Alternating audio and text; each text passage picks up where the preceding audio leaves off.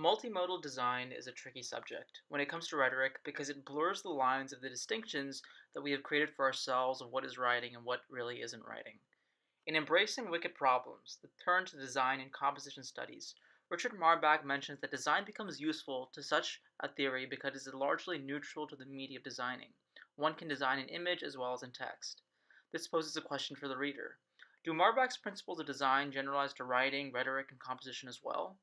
I personally believe the answer is yes. I also think it generalizes to other forms of design, such as fashion.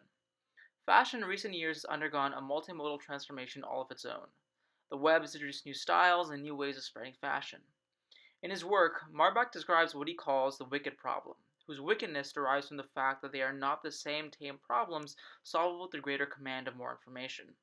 He claims that this wickedness is inherent in all types of design, including writing.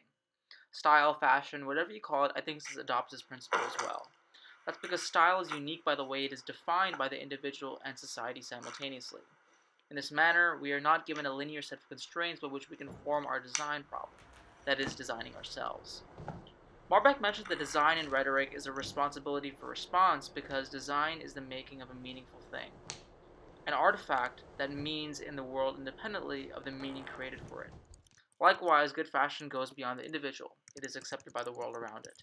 Once it is accepted, the world inherently changes, redefining the set of constraints for the next person who wants to do so. I often go back and look at my own writing. Here you can see my journal, in which I contemplate various things about my own life. Every week when I start my journal, I am confronted by a blank page, in which I am forced to write within the constraints of my week.